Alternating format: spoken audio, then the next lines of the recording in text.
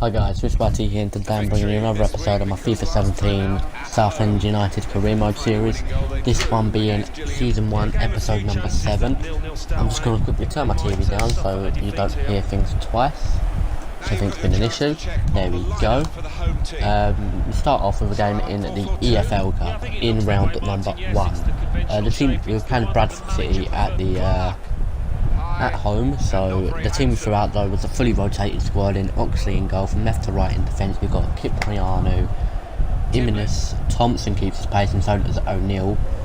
The midfield from left to right is Hines, Amos, Kimlin and McGlashan, and up top we've got Mooney and Cox, which could probably have gone with two more convenient named players.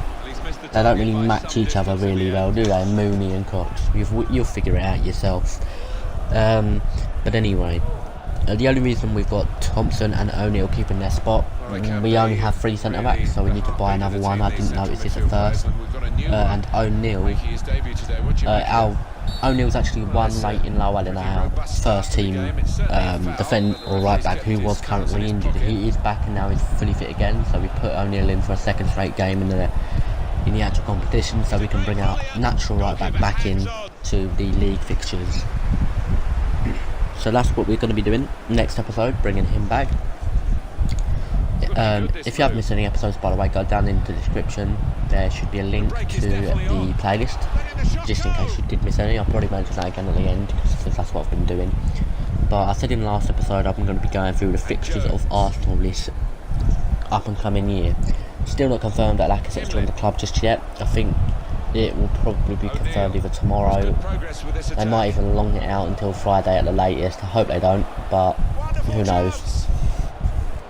So the Arsenal fixtures, we start off with 3 fixtures in August. We play Leicester City at home, Stoke City away, and then Liverpool away. So we're at the Emirates, then we're at the Britannia, I think, and then Anfield. The hardest fixture there probably will be Liverpool at Anfield, depending on which signings will be made by both clubs. If we get the players we need, so if Arsenal get the players they need in Lacazette, a right mid if it's Lemar or it's Mahrez, if we get a right mid it would be a lot better rather than playing some random geezer there. But then again, we haven't really been using right mids lately, so who knows. And if we get William Carvalho, we could probably definitely, or not probably definitely, we will probably, I don't know, I said not probably then said it again, we will 100% take the game to them and we will definitely come out with victory. I don't know why I'm saying this already, the predictions. I'll get into my predictions when it's closer to the time of the competition. But what do I see happening? We might falter against Leicester on the first day, but hopefully not, depending on signings again. What do I see happening?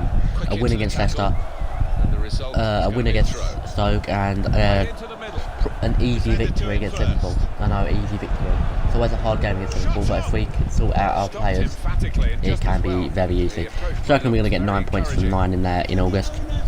There's up for grabs 12 points in September. Bournemouth at the Emirates, Chelsea at Stamford Bridge, West Brom and Brighton both at the Emirates.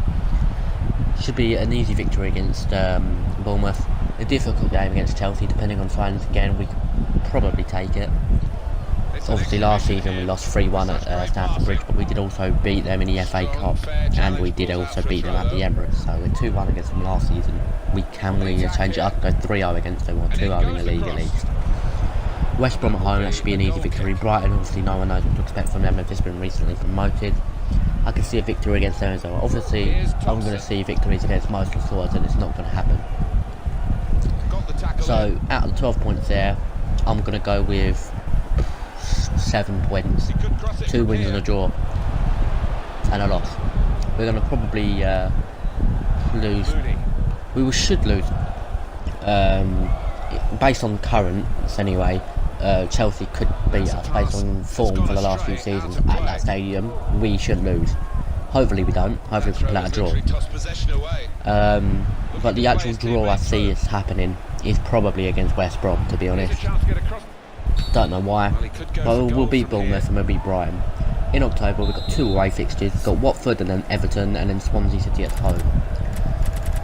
I'm going to go with a win against Watford, a draw against Everton because of the players they're bringing in as well, and then a win against Swansea. That's obviously 7 points out of 9.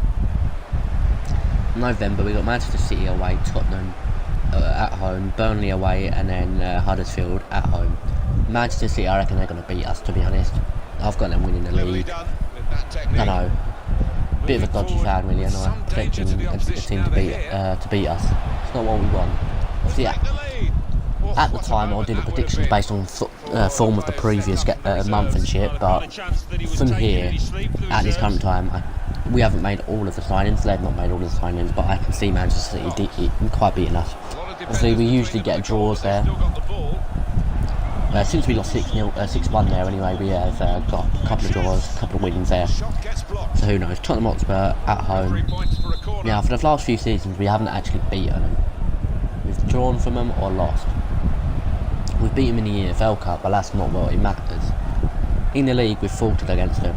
Based on signings though, I reckon we're going to beat them. 2... Oh, from here I'm going to go 3-1.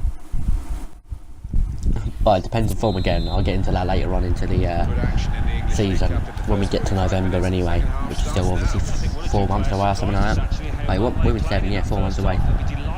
With Burnley away, it was a hard game last season. We won 1-0, I believe. Might have even been 2-1. I can't remember which is which. And Huddersfield Town, they've made quite a lot of signings, but I think their chemistry is just going to be fixing itself around there. So I reckon we can get a win there as well. So from that month, I've gone with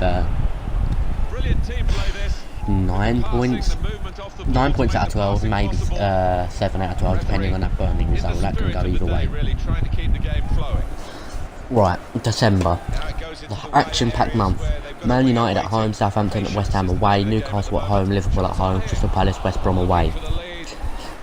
How many points is up for grabs there? 7 games. Fucking hell. 21 points. Manchester United at home, we can win, easy. Southampton away, it's going to be a bit of a dodgy one, but that's because Coleman used to always smash us when he was there.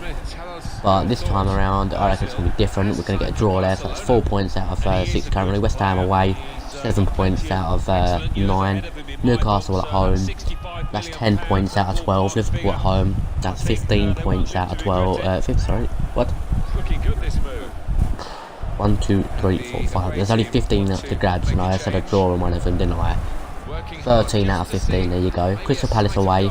I've got them in relegations, so I'm going to go with a... what is it? What am I going to go with? A win, but still. And that West Brom's probably going to be a win as well. So that's 6 wins and a draw. That'll be a sick month, to be honest, if that actually happens. So what's that? 19 points out of 21, that'd be sick. January we've got Chelsea home, AFC Bournemouth away, Crystal Palace home, Swansea City away. I see a 12-pointer, to be honest. Actually, no, I don't. I see a 10-pointer.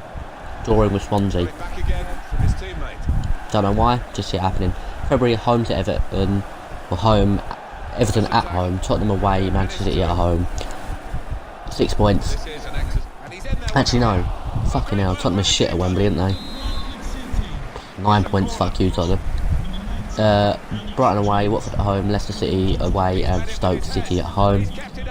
I'm going to go with 7 points with 2 wins, 1 draw and a loss. Don't know who will beat us. Might be, fuck it, I don't know, it might be a shock result for Stoke or something. April, Southampton at home, Newcastle away, West Ham United at home, and Manchester United away. There's 7 points again. Rather not lose to Man United, but probably will happen, to be honest. Burnley at home and then Huddersfield away in the last 2 fixtures. 6 points. I've literally predicted us to lose like 3 games, so that should mean we win the season, but who knows?